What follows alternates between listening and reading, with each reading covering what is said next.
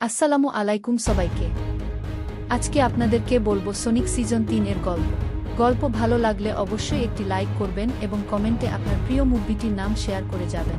মুভিটি শুরু হয় সোনিকের শান্তিপূর্ণ জীবন দিয়ে।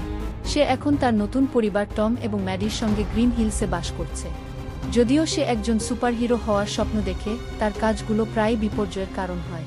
একদিন টম এবং ম্যাডি একটি পারিবারিক অনুষ্ঠানে যোগ দিতে শহরের বাইরে চলে যায়। সোনিক বাড়িতে একা থাকে। অন্যদিকে রোবটনিক মাশরুম প্ল্যানেটে আটকা পড়ে রয়েছে, কিন্তু সেখান থেকে পালানোর পথ খুঁজতে থাকে। তার একটি সংকেত মহাকাশে পাঠানো হয়, যা নকলসের নজরে আসে।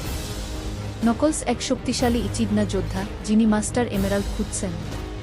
মাস্টার এমেরাল্ড অসীম শক্তির উৎস এবং তার পূর্বপুরুষেরা বহু বছর ধরে এটি রক্ষা করেছে। রোবটনিক নকলসকে বোঝায় যে সোনিকই এমেরাল্ডের সন্ধান পেয়েছে এবং তারা একসঙ্গে কাজ করলে এমেরাল্ড ফিরে পাওয়া সম্ভব। রোবটনিক ও নকলস পৃথিবীতে ফিরে আসে এবং গ্রিন হিলসে সোনিকের সঙ্গে প্রথমবারের মতো মুখোমুখি হয়। নকলসের শক্তি এতটাই বেশি যে সোনিক সহজেই পরাজিত হয়। ঠিক তখনই টেইলস নামের এক ছোট্ট, বুদ্ধিমান এবং দুই লেজওয়ালা শিয়াল তাকে উদ্ধার করে। টেইলস জানায় মাস্টার এমেরাল্ড পৃথিবীতে লুকানো রয়েছে এবং নকলসের পূর্বপুরুষরাই এটি রক্ষা করত। তবে রোবটনিকের মতো কেউ এটি পেলে বিশাল বিপর্যয় ঘটতে পারে।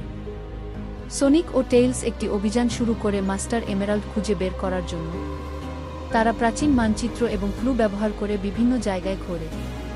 এই সময়ে তাদের বন্ধুত্ব আরও শক্তিশালী হয়। অন্যদিকে রোবটনিক ও নকলসও এমেরাল্ডের সন্ধানে থাকে এবং সোনিকদের পথ আটকানোর চেষ্টা করে। সোনিক ও টেইলস অবশেষে একটি গোপন মন্দিরে পৌঁছায়, যেখানে মাস্টার এমেরাল্ড লুকানো। কিন্তু সেখানে পৌঁছানোর আগে রোবটনিক ও নকলস তাদের আক্রমণ করে।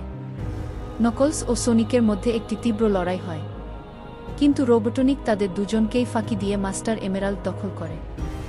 এমেরাল্ডের শক্তি ব্যবহার করে রোবটনিক বিশাল একটি রোবোটিক স্যুট তৈরি করে, যা তাকে প্রায় অজেয় করে তোলে। এখন সোনিক, টেইলস ও নকলস একসঙ্গে কাজ করার সিদ্ধান্ত নেয়। নকলস বুঝতে পারে রোবটনিক তাকে ব্যবহার করেছে এবং নিজের পথ বদলায়। তারা তিনজন একত্রিত হয়ে রোবটনিকের রোবট আক্রমণ থামানোর চেষ্টা করে। চূড়ান্ত লড়াইয়ে সোনিক মাস্টার এমেরাল্ডের শক্তি ব্যবহার করে সুপার সোনিক এ রূপান্তরিত হয়। তার নতুন শক্তি দিয়ে সে রোবটনিককে পরাজিত করে এবং এমেরাল্ডকে পুনরুদ্ধার করে। শেষে নকলস প্রতিজ্ঞা করে যে সে মাস্টার এমেরাল্ডকে সুরক্ষিত রাখবে।